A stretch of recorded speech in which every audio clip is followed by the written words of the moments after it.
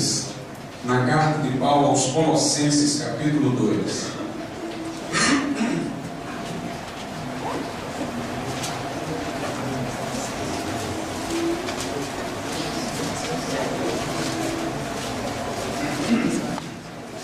Aos Colossenses, capítulo 2, nós leremos do versículo 8 até o versículo de número 10. Diz assim a palavra do Senhor: tendo cuidado para que ninguém vos tome por presa sua, por meio de filosofias e sutilezas vazias, segundo a tradição dos homens, conforme os rudimentos do mundo, e não de acordo com Cristo. Pois nele habita corporalmente toda a plenitude da divindade, e nele a cabeça de todo principado e poder. Tendes a vossa plenitude. Podeis sentar, irmãos.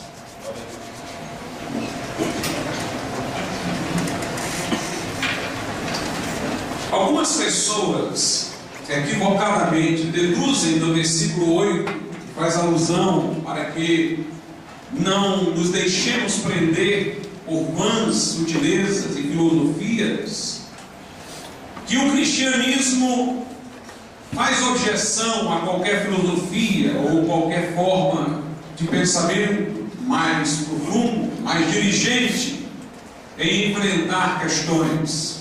Alguns supõem equivocadamente que deva a fé ser cega, carregada de paixão, mas não de lucidez. Mas não é disso que está falando o apóstolo Paulo. Ele está dizendo que estão equivocadas as filosofias deste mundo e elas se tornam, por isso, em vãs sutilezas, porque elas são segundo a tradição dos homens, porque elas estão norteadas por rudimentos do mundo e não de acordo com Cristo. Portanto, a convocação do texto é para que nós venhamos a engrenar nosso pensamento, nossa concepção de mundo, até mesmo, poderia eu dizer, a nossa filosofia, a Cristo Jesus. Está o apóstolo aqui falando da pobreza, da forma de pensar daqueles que não partem de Jesus Cristo, ou que não tomam Jesus como não apenas o seu Salvador, mas o vetor do seu conhecimento. Diz aqui que aqueles que se apegam a essas filosofias de tradições humanas e vãs sutilezas, se apegam também ou fazem conformar o seu pensamento aos rudimentos deste mundo. Houve um filósofo reformado holandês chamado Herman Doivert, que disse uma coisa muito importante. Ele disse que se nós negarmos a Deus, no nosso pensamento sempre iremos pôr no lugar de Deus uma outra coisa. E esta outra coisa que iremos pôr pertence a este mundo, à criação. E portanto nós nos tornaremos inevitavelmente idólatras, se nós não pensarmos a partir de Deus. Lá em Romanos 1 fala daqueles que não reconheceram a Deus, muito embora tivessem o testemunho da criação. Dizendo-se sábios, fizeram-se loucos, porque não glorificaram a Deus e terminaram, diz lá o texto, glorificando a criatura. O homem de hoje julga que não é idólatra, não é politeísta, não é religioso, mas ele, mesmo de maneira secular, ou sob uma versão e máscara secular, é um idólatra e um religioso. Porque não há como negar a Deus sem pôr no lugar de Deus uma outra coisa. E esta outra coisa vai pertencer aos rudimentos deste mundo, à criação. Eu vou lhes dar aqui alguns exemplos, para que fique claro. Nós sabemos que Marx explicou toda a história humana a partir do fator econômico. Para ele, a nossa forma de pensar, a mobilidade histórica, a sucessão de fases da história, tudo dependia do fator econômico. Então, um aspecto da vida humana, um aspecto econômico, era determinante de todos os outros, da ideologia, do pensamento, da história O fator econômico no pensamento de Marx, que embora ele não tivesse feito um ídolo e se curvado diante dele, ocupava o pensamento que na verdade era o lugar de Deus. Um outro exemplo é Freud. Freud dizia que tudo era a sexualidade. Ele defendeu um pansexualismo, nossa forma de pensar, nossos relacionamentos. Tudo tem a ver com a sexualidade. Ora, dessa maneira a sexualidade tornava-se em Freud uma divindade. Muito embora não fizesse uma imagem e se curvasse diante dela, na medida em que a sexualidade explicava tudo, ela ocupava no seu pensamento o lugar que pertence a Deus. E podia eu seguir em frente. Alguns hermeneutas da filosofia dizem que todo ser que se pode conhecer é a linguagem, e assim a linguagem é tudo, ou tudo se dá através da linguagem. Outros dizem que tudo é histórico, que tudo é em função da perspectiva histórica. Algum elemento do conhecimento é radicalizado, se torna um fator de explicação de todos os outros. Na verdade, os antigos politeístas eram mais honestos do que os intelectuais de hoje. Eles tinham Afrodite para adorar, para representar a sexualidade, tinham uma divindade para representar a guerra. Eles personificavam esses elementos do mundo e os cultuavam abertamente. No nosso tempo, na visão mais secularizada, não há este ato público de religiosidade, de adoração a esses elementos, mas sempre se toma um deles em uma ideologia ou outra, e se dá uma universalização, e se faz desse fator o determinante de tudo, de maneira que ele se torne uma divindade. É interessante que na antiguidade, antes de nós termos os filósofos Sócrates, Platão, Aristóteles, houve os fisicistas. Eles procuravam dizer que tudo na natureza se reduzia a determinados elementos ou substâncias. Tales, por exemplo, diz que tudo é água na natureza. As coisas sólidas são águas mais coesas. A alma é como um vapor, mas tudo é água. Heráclito dizia que tudo é fogo. Outros, como Empédocles, diziam que tudo se reduziam a 4 elementos: fogo, ar, terra e água. E, portanto, eles diziam que o mundo estava cheio de Deus. Diziam ironizando, porque eles não se curvavam perante imagens, eles não eram politeístas, pelo contrário, eles eram críticos da superstição popular. Mas quando eles diziam o mundo está cheio de Deus, é porque eles reconheciam que esses elementos, na medida em que para eles era determinante de tudo funcionavam como deuses. Portanto, o homem de hoje, ele é idólatra e não ateu como ele julga ser. Mas, na nossa visão, nós não podemos fazer de uma coisa temporal uma coisa atemporal. Nós não podemos dar a qualquer coisa elementar deste mundo o status de ahistoricidade, de universalidade, porque aí é algo que pertence somente a Deus. Quando nós acreditamos em Deus como Criador, cada coisa vai ter espaço no seu devido lugar. O histórico não vai querer engolfar o biológico não vai engolfar o histórico, a linguagem vai ter o seu lugar, mas ela vai respeitar outras áreas. Cada coisa vai estar no seu lugar e todas elas vão ser integradas pela harmonia, pela orquestra do Maestro Supremo, que é o Criador de todas as coisas, Deus. Carl Jung foi um psicólogo que disse, um psicanalista também, que disse que no inconsciente de todos nós há a ideia de Deus. Ele chegou mesmo a dizer que poderíamos identificar aí a imagem divina no homem, porque todo homem traz no seu inconsciente a ideia de Deus. E ele chegou a dizer uma coisa interessante. Ele disse: é muito melhor que nós venhamos a admitir que Deus está nesse espaço, porque se nós não admitirmos, nós vamos pôr outra coisa no lugar de Deus, e normalmente a experiência histórica mostra que o que colocamos não é melhor. O nazismo colocou o povo como sangue e terra, o fascismo colocou o Estado. O comunismo também colocou o Estado. Portanto, é melhor que Deus esteja no seu devido lugar.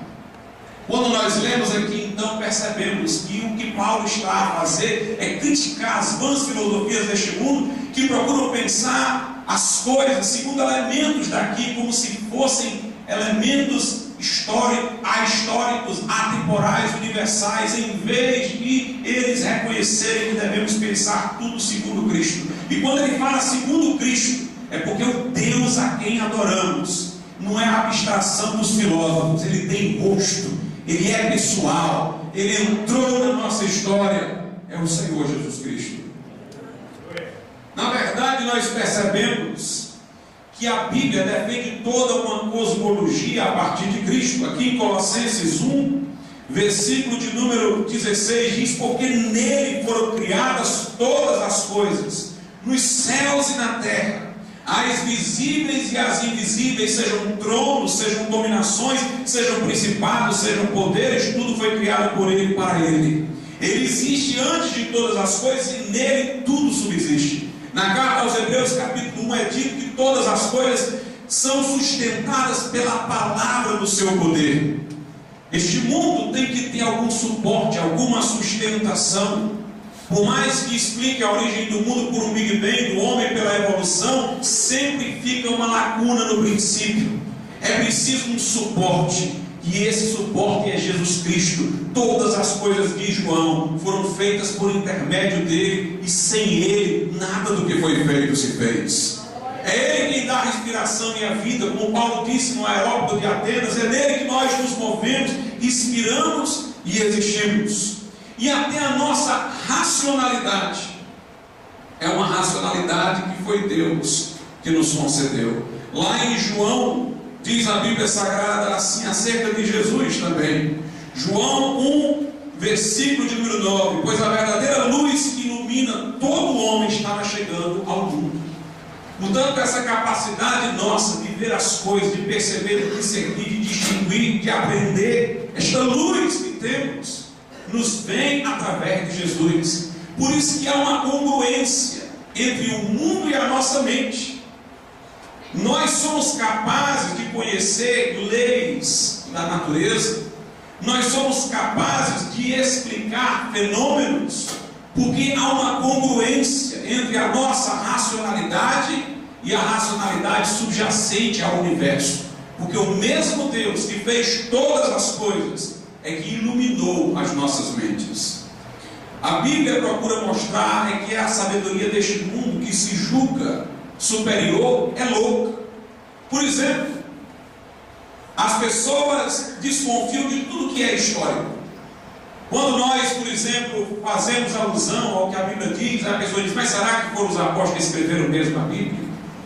Interessante que elas não têm a mesma inclinação para desconfiar de que os escritos de Platão o têm por origem, como elas desconfiam da autoria da Bíblia, muito embora os textos bíblicos não sejam muito mais recentes do que os de Platão. Mas as pessoas desconfiam da história, mas elas explicam, veja a loucura, elas explicam a origem do mundo através do Big Bang, através da evolução, com detalhes. Uma vez eu fui a um planetário lá e exibiu como é que o universo surgiu. E eles falavam de coisas detalhadas, explosão de planetas, uma coisa se encontrando com a outra, formando uma história. E eles acreditam piamente naquilo. Como é que você não acredita no histórico e acredita no pré-histórico?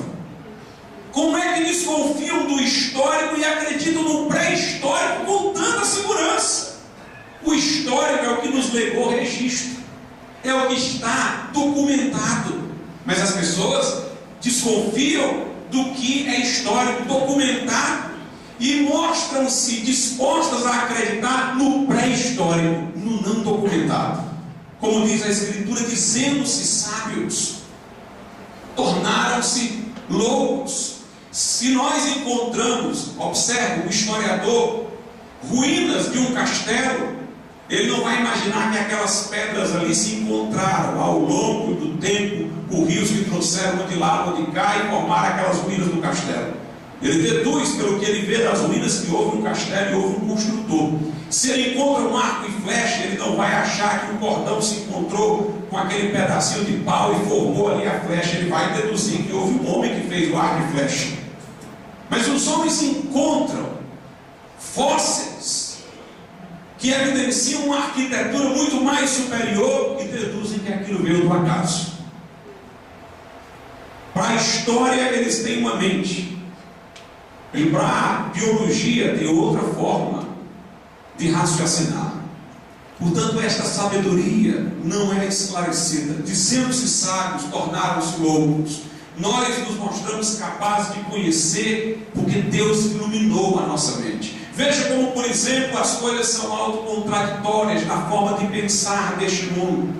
Os evolucionistas costumam dizer que nós somos frutos de tempo e acaso, e que nossa mente é algo que está em evolução. Ela chegou num determinado estágio, amanhã poderá chegar em outro, porque a mente é igual ao cérebro. Não há alma no ser humano, uma alma imortal. Mas observe, se nossa mente fosse o cérebro, todo o nosso pensamento seria uma reação físico-química em nosso cérebro. Seria, portanto, uma coisa meramente da esfera natural. Quem poderia garantir que qualquer coisa que pensássemos seria verdadeira? Quem garantiria que esse estágio a que a nossa mente ou o nosso cérebro chegou representa o estágio que identifica as coisas como elas de fato são no universo? Quem sabe nós amanhã estaríamos pensando de outra maneira completamente diferente. É um pensamento autocontraditório. Se o meu pensamento é uma reação físico-química no meu cérebro, ele não oferece nenhuma garantia de verdade. Logo, a teoria da evolução não pode garantir-se como verdadeira, porque foi elaborada por um cérebro que teve uma reação físico-química, e esse cérebro está apenas no estágio de sua evolução, e nada garante que amanhã ele vai estar em outro estágio e sua conclusão seria completamente outra. Não há como fazer validação do pensamento. Morre a ciência se o homem for apenas um animal evoluído, for um macaco sem pelos. Ele não tem como fazer algo em matéria de pensamento e certificar-se de que seja verdadeiro. Afinal de contas, o mecanismo da evolução seleciona para sobreviver, não para achar a verdade. Seleciona os mais aptos à sobrevivência, não os que têm maior conhecimento da verdade. Então, o meu conhecimento hoje seria a melhor maneira de eu sobreviver, não o que é verdadeiro sobre as coisas. Dizendo-se sábios, como diz a Escritura, tornaram-se loucos. E a teologia também, nós a temos ancorada em Jesus Cristo. A Bíblia diz em Colossenses 1,15: Ele é a imagem do Deus invisível, o primogênito sobre toda a criação. Em Colossenses 2,9 diz: porque nele habita corporalmente toda a plenitude da divindade. Portanto, nossa antropologia, nossa cosmologia, nossa teologia tem que estar ancorada na pessoa de Jesus Cristo. A história tem que estar ancorada na pessoa de Jesus. Lá em Apocalipse 5 nós temos aquele episódio que João vê no céu um livro lacrado com 7 selos, e ele começa a se lamentar porque não havia ninguém digno de abrir aquele livro e desatar os seus selos. E então alguém o conforta, dizendo: aquele que é o leão da tribo de Judá, a raiz de Davi, que venceu e é digno de abrir o livro e desatar os selos. Aquele livro representa a história humana.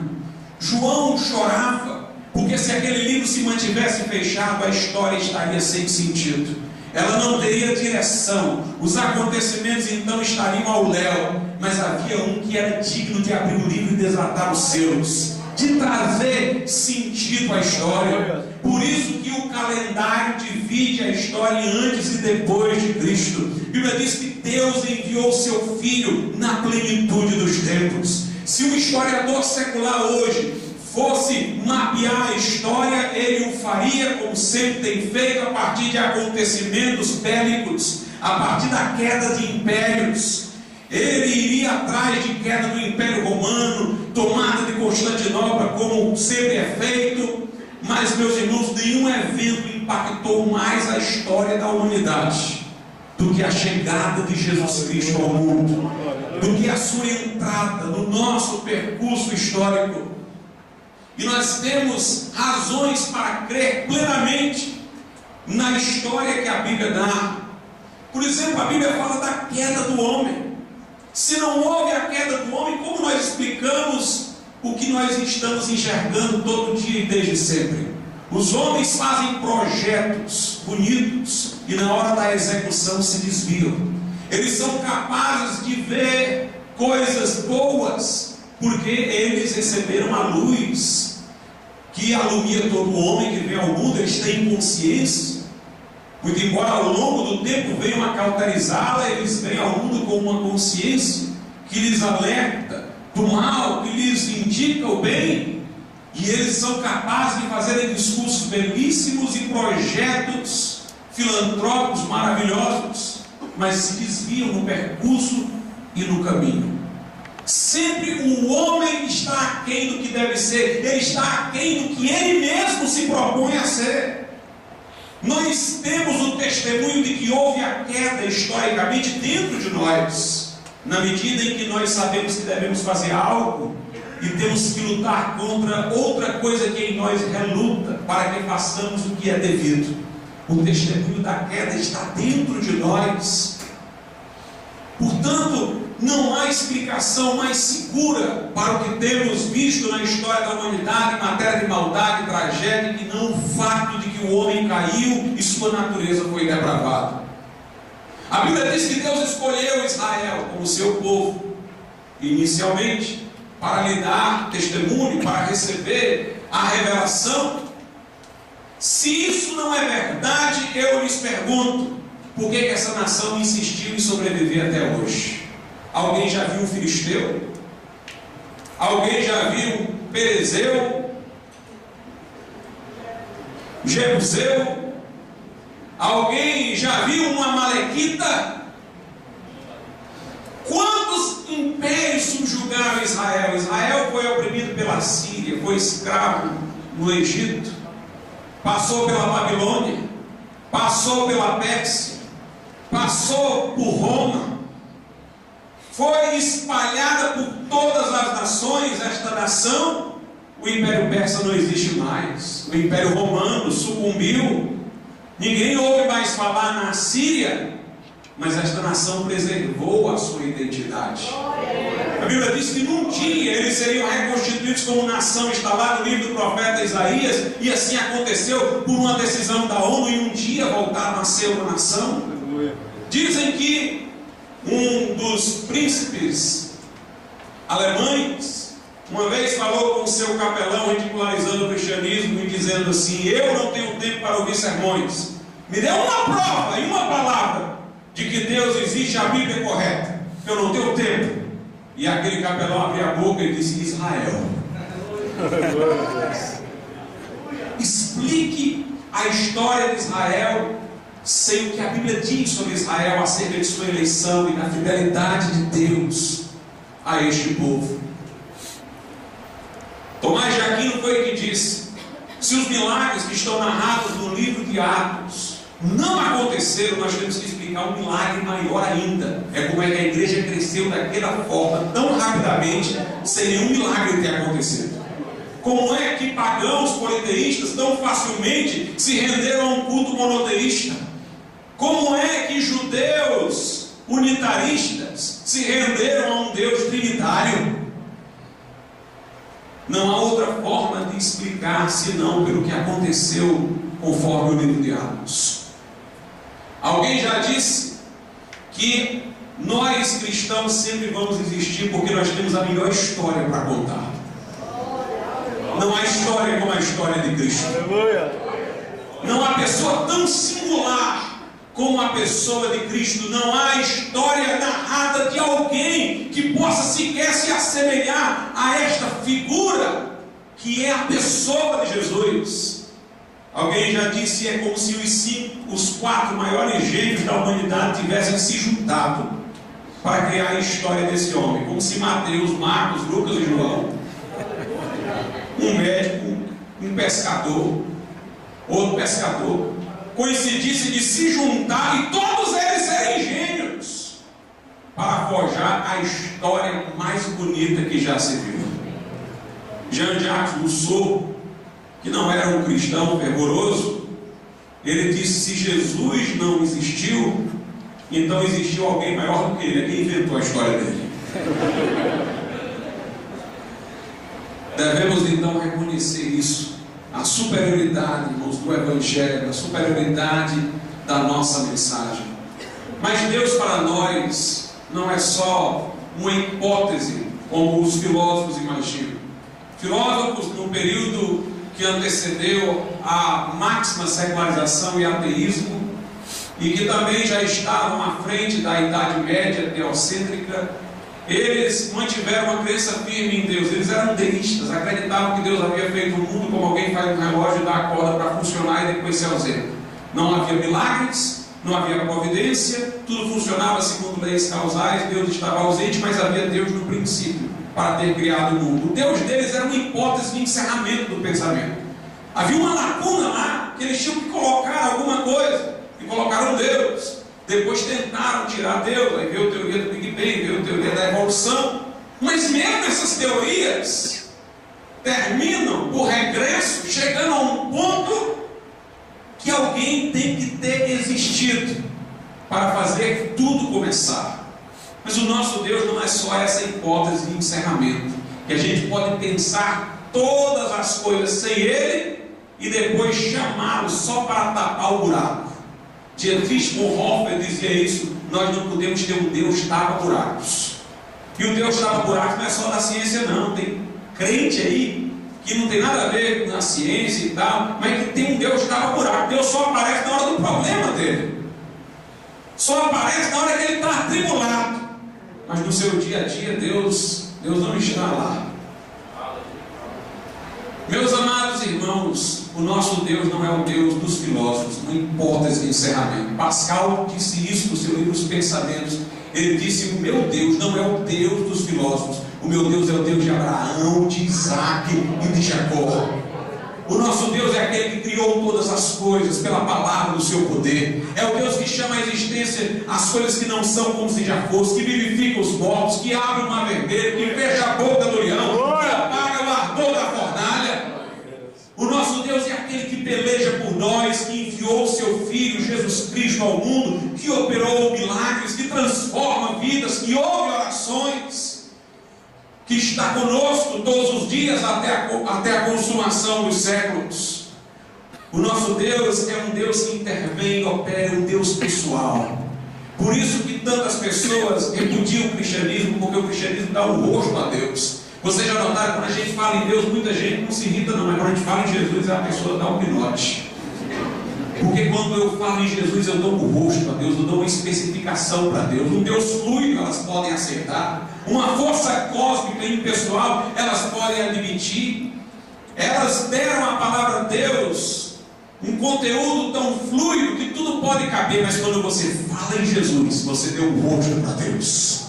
O nosso Deus é aquele que se manifestou em Jesus, e o Verbo se fez carne e habitou entre nós, e vimos a sua glória, como a glória do unigênito do Pai, cheio de graça e de verdade. E Jesus veio para morrer na cruz em nosso lugar. Isso é que dá a especificidade da mensagem cristã. Buda, antes de morrer, pouco antes de morrer, ele disse: vocês não precisam de mim, vocês precisam do meu ensinamento. Eu posso ser esquecido, não o meu ensinamento, porque o seu discurso era moral. Alguns veem a religião como um sistema cerimonial, outros como um sistema moral, de maneira que podem abstrair o fundador, podem abstrair o mestre, porque o importante é seguir a receita. Mas para nós não é assim. Para nós, Jesus não veio simplesmente para ensinar o Sermão do Monte, embora tenha ensinado o Sermão do Monte. O que importa não é o que Jesus disse, embora isso seja importante, mas ele reiterava coisas que já estavam no Velho Testamento de modo expresso ou latente. O que eu quero dizer é que ele não trouxe uma novidade, senão que ele desenrolou o que estava mais obscuro. É importante o que Jesus disse, claro, mas não é o seu maior legado. O importante é o que ele fez, porque nós não podemos fazer o que ele disse sem aquilo que ele fez. É aquilo que ele fez que nos transforma para que nós possamos viver o que ele disse. Portanto, nós não pregamos um sistema moral, filosófico, cerimonial, nós pregamos um evangelho. O que é que quer dizer evangelho? Boas notícias, boas novas. Boas notícias, boas novas presumem um acontecimento, alguma coisa aconteceu, fatos se deram, e nós somos arautos que noticiam estes fatos, que proclamam esses fatos. Por isso o pregador do evangelho é muito mais do que um mestre que explica, ele é um proclamador. Por isso não se deve esperar de nós a frieza de um professor, mas se deve esperar de nós o fervor de um arauto, porque anunciamos Jesus. O Verbo se fez carne e habitou entre nós. Ele tomou sobre si os nossos pecados e levou-os ao madeiro em seu corpo. Lá morreu o justo pelos injustos para levar-nos a Deus. E ele ressuscitou ao terceiro dia para ser Senhor dos que creem, para ser invocado por você, para vir ao seu coração e transformar a sua vida. Alguém diz: pastor, você está dizendo aí em vários momentos que a mensagem cristã é superior, mas a Bíblia diz que a mensagem da cruz é loucura. E aí, como é que fica? É loucura ou é superior? Vamos ver o que é que Paulo diz sobre a questão da mensagem do evangelho ser loucura. Primeira carta aos Coríntios, capítulo de número 1, a partir do verso 22. Pois enquanto os judeus pedem sinais e os gregos buscam sabedoria, nós pregamos Cristo crucificado, que é motivo de escândalo para os judeus e absurdo para os gentios. Mas para os que foram chamados, tanto judeus como gregos, Cristo é o poder de Deus e a sabedoria de Deus. Note agora: pois o absurdo de Deus é mais lógico que os homens, e a fraqueza de Deus é mais forte que os homens. A morte de Jesus na cruz é rica de sabedoria.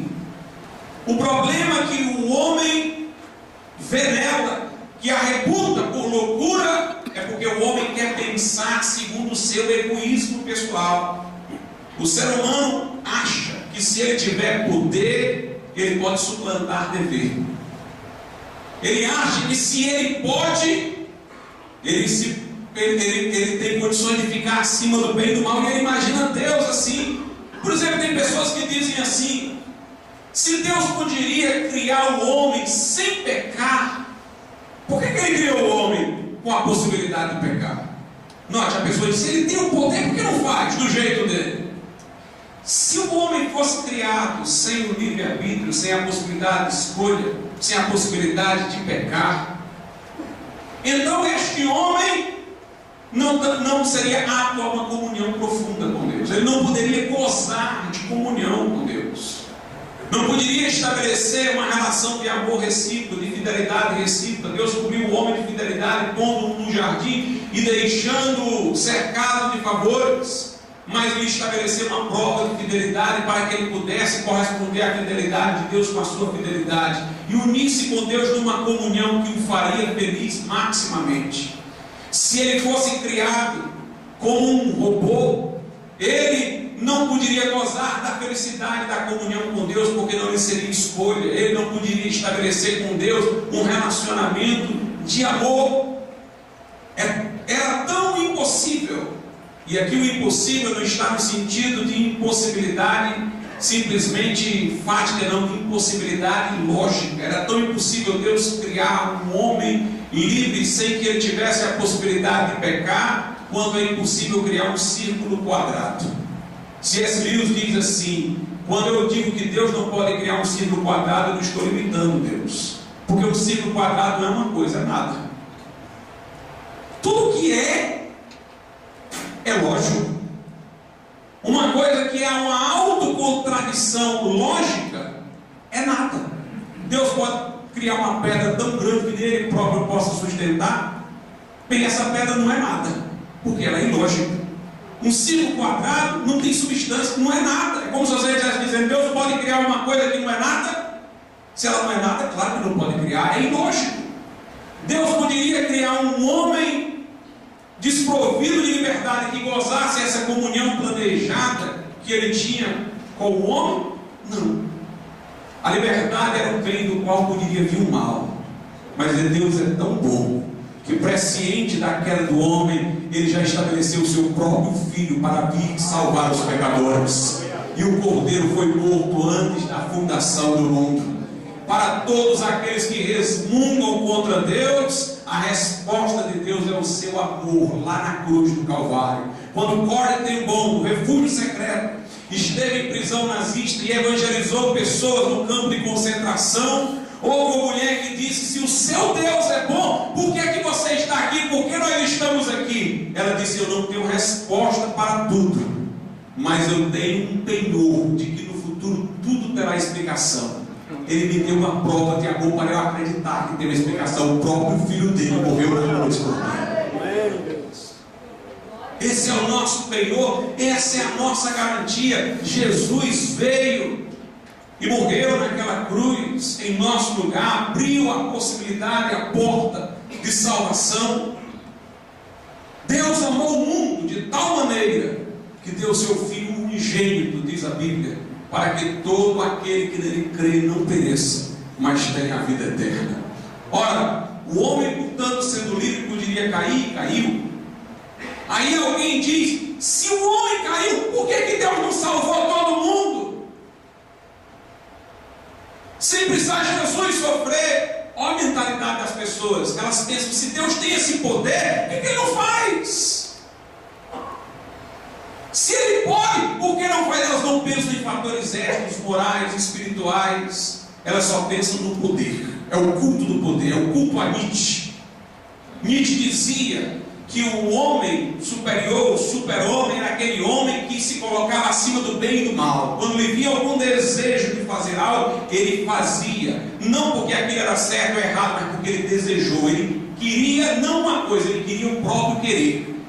E Hitler se inspirou em Nietzsche para se imaginar este homem que faz o que quer. Parece o evangelho loucura, porque as pessoas dizem: para que ele ia submeter o próprio filho dele a isso? Ele é Deus.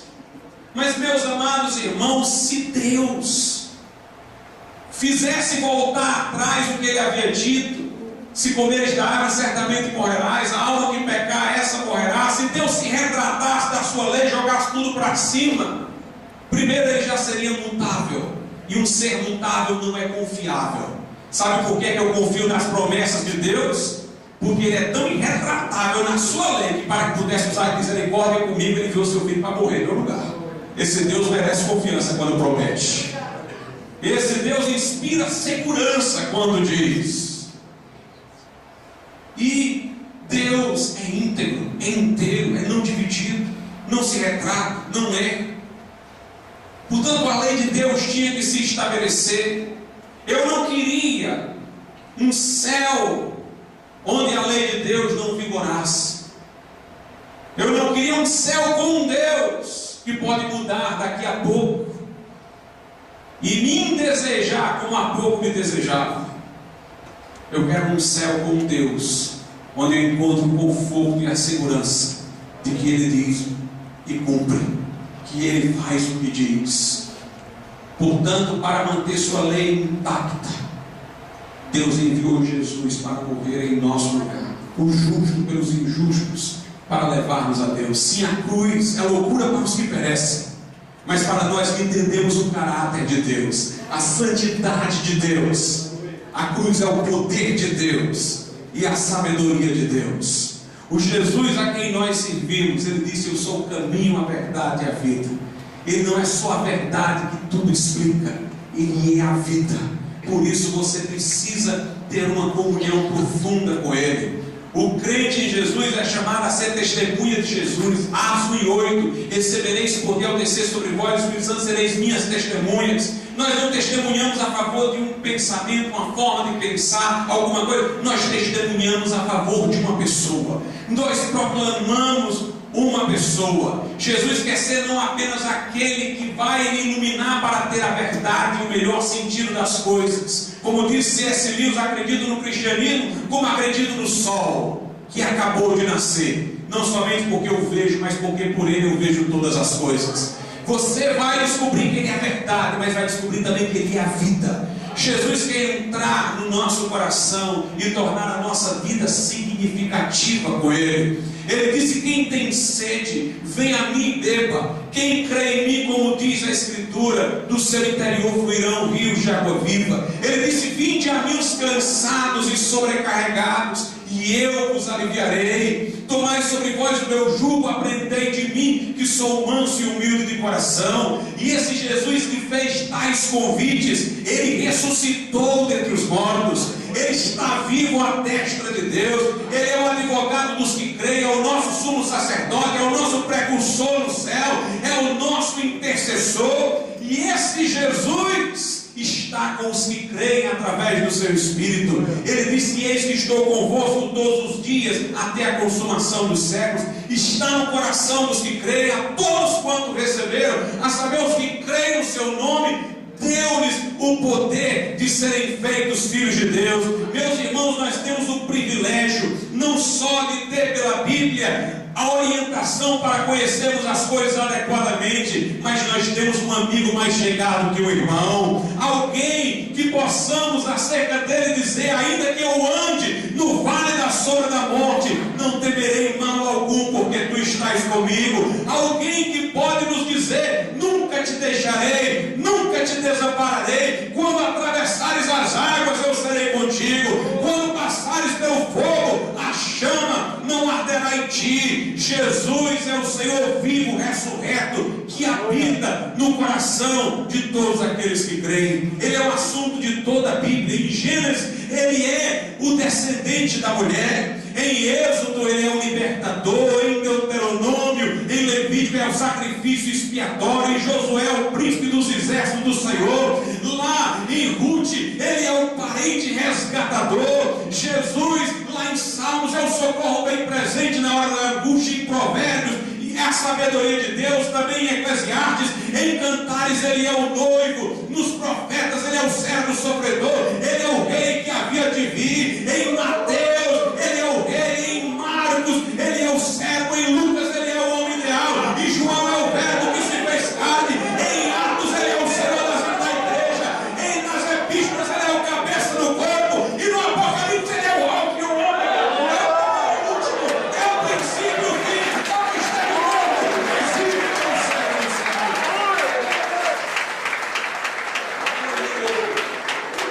Nós servimos um Cristo vivo, irmãos. Um Cristo vivo. Portanto, não vamos nos aquietar, não vamos nos render, vamos professar a nossa fé, vamos amar de todo o coração e vamos pensar segundo Cristo e não ser domesticado por ideologia mundana. Amém?